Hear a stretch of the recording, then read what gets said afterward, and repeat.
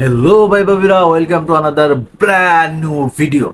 তো আমি এখন কথা বলবো শাকিব খানের আপকামিং সিনেমা বরবাদ নিয়ে।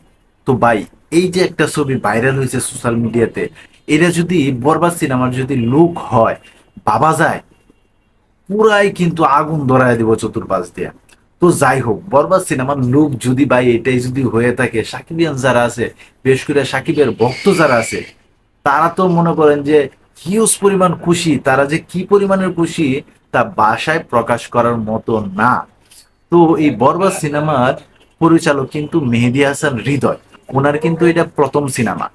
তো প্রথম সিনেমা হিসাবে সে কেমন করবে ওইটা কিন্তু দেখার বিষয় না, ওইখানে দেখার বিষয় হচ্ছে নায়ক হিসাবে কে আছে। হ্যাঁ, ইয়াস, নায়ক হিসাবে এখানে আছে আমাদের মেগাস্টার কিং খান শাকিব খান। শাকিব খান মানেই মানি ব্যাগ গ্যারান্টি। শাকিব খানের যে প্রিয়তমা সিনেমা ছিল ওইখানে নায়িকা হিসাবে ছিল ইদি কাপল। কিন্তু শোনা যাচ্ছে এই বরবাদ সিনেমাতেও এই ইদি কাপলই শাকিব খানের নায়িকা হিসাবে আছে। এটা কিন্তু একটা বড় সারপ্রাইজ। আর তাছাড়া এই বরবাদ সিনেমার বাজেট হয়েছে 15 কোটি টাকায়।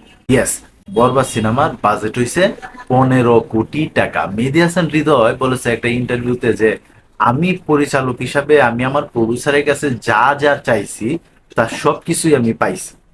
তো ভাই, আমি আপনাকে একটা কথা বলবো, আপনি যা যা চাইছেন সবকিছুই যেহেতু পাইছেন, এখন আপনি আপনার মতো করে আপনি আপনার বেস্টটা দিয়ে ট্রাই করেন কিভাবে এই বরবাদ সিনেমাকে তুফানের চেয়েও বেশি ভালো করা যায়।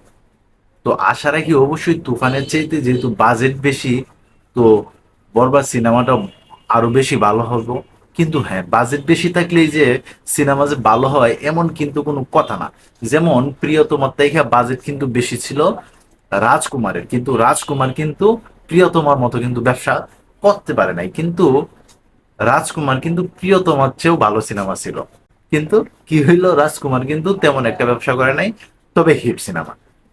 তো তুফান যেহেতু এই মুহূর্তে এখন পর্যন্ত পুরো আগুন জ্বলাইতেছে, তো আমার মনে হয় শাকিব খানের নিয়ে নতুন একটা প্রজেক্টে যেহেতু গেছেন, আমার মনে হয় তুফানের চেয়ে ভালো কিছু একটা বানানোর চেষ্টা করতে হবে। তো এই ছিল এখনকার মতো ভিডিও। তো সবাই ভালো থাকবা, সুস্থ থাকবা, কাছের মানুষটা ভালো রাখবা। ধন্যবাদ সবাইকে। আল্লাহ হাফেজ।